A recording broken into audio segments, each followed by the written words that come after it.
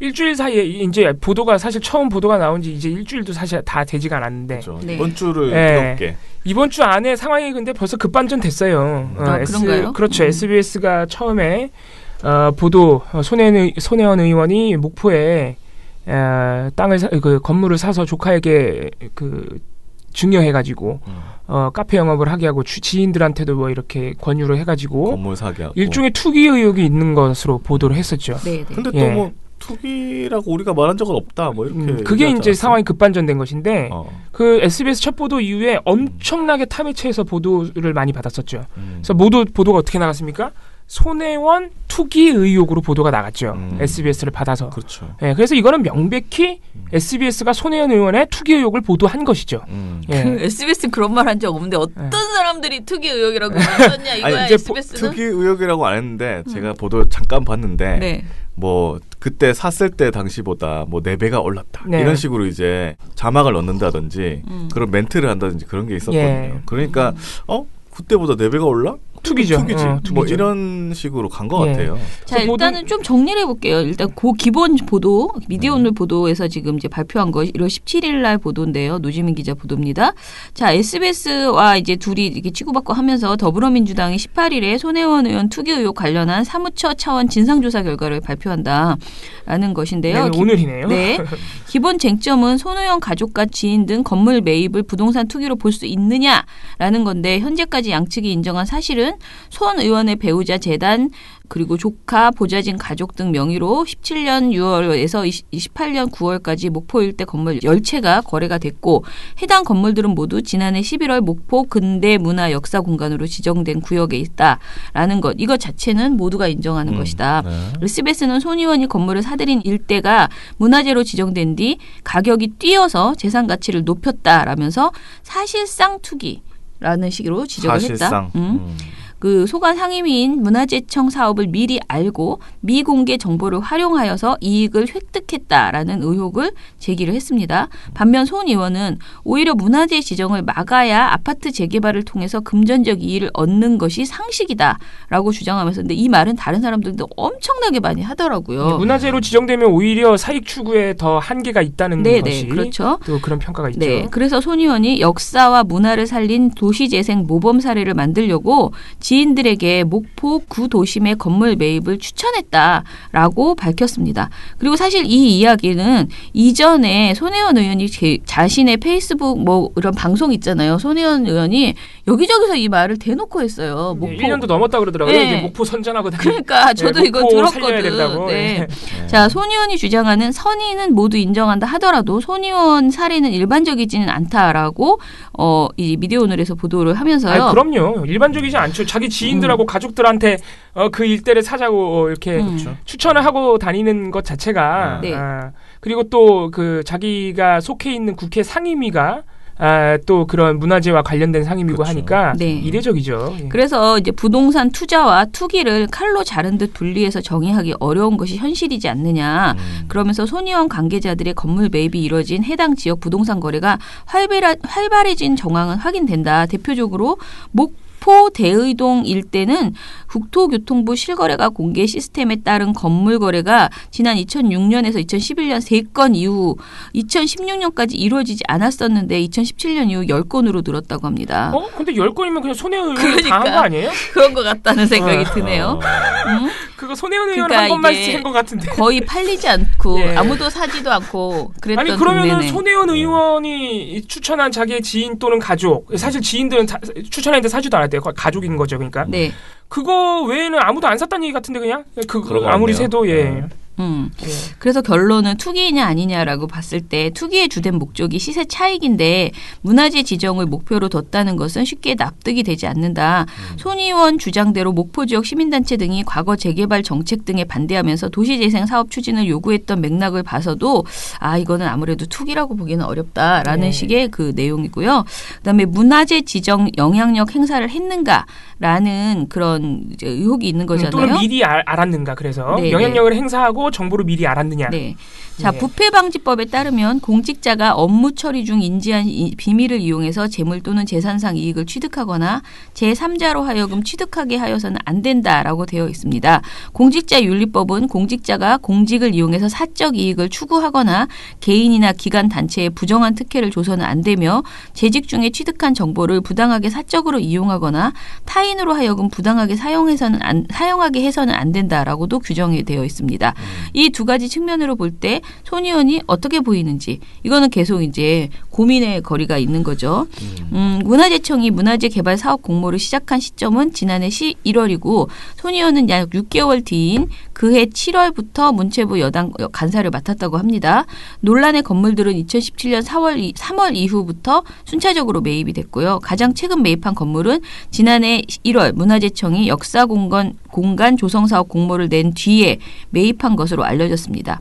앞서 손 의원이 2016년부터 국회 교문위 소속이었다는 점을 고려하면 영향력을 미칠 지위를 유지해 왔다는 데에는 이견이 없다라고 하고요. 그러나 이런 정황만으로 업무 처리 중에 문화재청의 사업 추진을 파악해서 사익 추구에 이용했다고 단정하기는 어렵다. 부동산 투기 등 의혹으로 징계 대상에 오른 공무원 사례들의 경우에 직무상 취득한 비밀이 투기 행위 이전에 실제했으며 영향을 미쳤는지 여부가 징계 여부를 좌우하고 있다고 합니다. 의혹을 보도한 SBS의 끝까지 판다팀의 김종원 기자는 17일 본인의 페이스북에 손 의원 보도 핵심은 고위 공직자가 자신의 직무와 연관된 사업에 가족 지인들 명의로 투자를 한 행위 그 자체다. 집값이 얼마나 올랐느냐는 그 다음 문제다라고 주장을 했습니다. 그 다음 문제면은 그걸 이렇게 보도를 처음부터 보도를 초점을 잘 맞췄어야 했어야 되죠. 피감 문제인 피감 기관인 문화재청의 목포 개발을 촉구하면서 목포에서 가족 남편 재단 그리고 보좌관 가족 명의로 집을 사들이는 것 이렇게 사들인 집 10채가 모두 문화재 거리 지정 구역에 들어간 것은 상식선을 넘어선 것이고 고위 공직자에게 요구하는 엄격한 자기관리를 망각한 행위다라고 아까 제가 말씀드린 그 기자가 주장을 했습니다. 일각에서는 최초 SBS 보도가 손 의원이 차익을 얻었다는 의혹에 방점을 찍어서 아쉬웠다라는 지적도 나오고 있다. 그러니까 애초에 이런 말을 하지 말고 아까 말한 이익 충돌 요 부분 그것만을 이야기했다면 오히려 논란이 될 수 있다 정도로 갈 수 있었는데 너무 세게 처음부터 그리고 4배 이런 식으로 나갔기 때문에 보도가 근데 4배라는 건 또 이제 사실이 아닌 것으로 봐야 되겠죠 우리가. 그래서 이런 전후상을 좀 살펴봤을 때 일단 투기는 절대 아닌 것으로 우리가 판단을 해도 될 것 같습니다. 이걸 투기라고 보기는 어려워. 왜냐하면 보통 우리가 부동산 투기를 상식 수준에서 우리 현실적인 수준에서 생각해 보면 시세 차익도 시세 차익이지만은 보통은 투기 목적으로 그런 건물 또는 부동산을 살 때 실질적인 목적이 없어요. 그 건물을 사는. 그러니까 사놓기만 하는 거예요. 무슨 말인지 아시죠? 근데 손혜원 의원이 그랬습니까? 아니죠. 조카한테 지금 영업을 하게 하고 있죠. 실거주 또는 실이용의 목적이 있었다는 거죠. 그렇죠. 그래서 그런 점에서도 이제 일단 투기와는 거리가 멀었고. 그리고 팔 목적으로 투기라면은. 그렇죠. 그러니까 아무 목적 없이 사거든요. 그러니까 사놓기만 하잖아요. 그리고 그 가격 상승을 오히려 기대하기 어려운 조건이죠. 문화재 지정이라는 것은. 이런 점에서 그렇고 그리고 SBS가 이제 이렇게 한 발 뺀 것이 우리는 투기라고 한 것이 아니라 이해 충돌, 국회의원으로서의 이익 충돌 방지법 관련한 부분의 의혹을 제기한 것이다라고 한 것 자체가 한 발 뺀 거예요.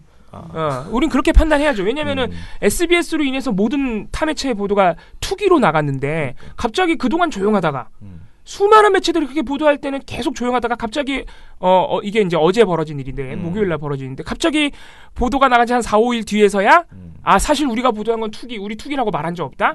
이건 한 발 뺀 것으로 봐야죠. 그럼 처음부터 타매체들이 투기 의혹으로 보도할 때 그거 잘못된 거다. 우리 투기가 아니다. 우리의 초점은 오해가 있는 것 같다. 이렇게 나왔어야지.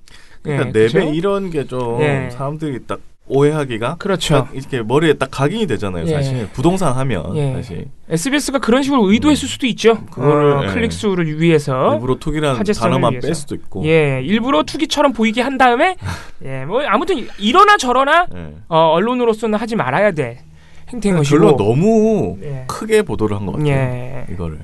며칠 동안. 예. 그리고 또 하나 이제 이해 충돌 부분에서도 이제 처장님께서 방금 뭐 다 읽어주셨지만은 이제 가장 중요한 부분이 그거거든요.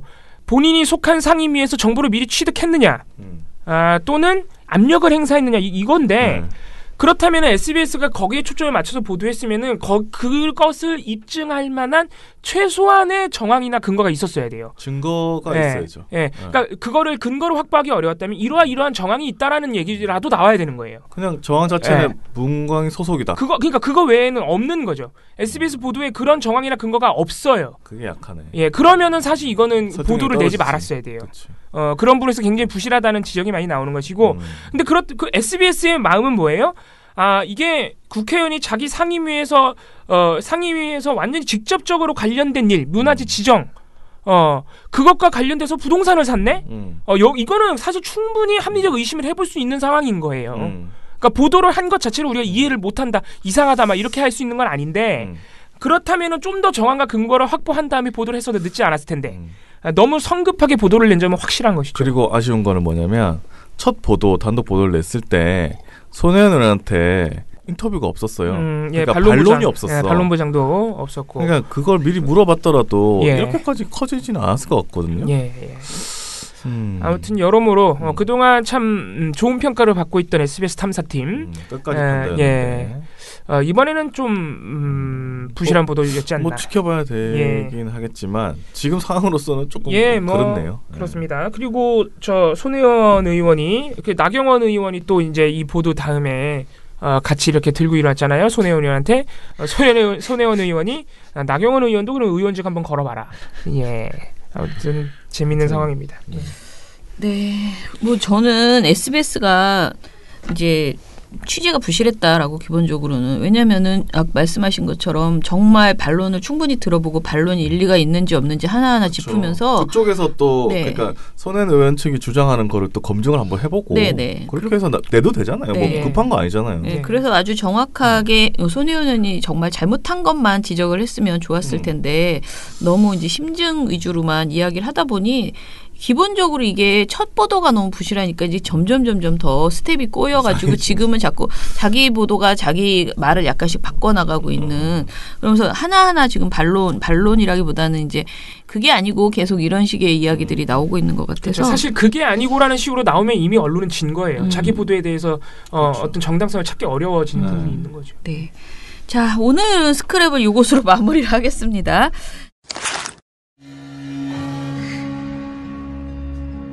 우리 언론은 지금 전쟁 중입니다. 매일 7천만 명을 죽음에 이르게 할 수도 있는 언론. 언론사 스스로를 죽이고 언론 소비자도 위험에 빠뜨릴 수 있습니다.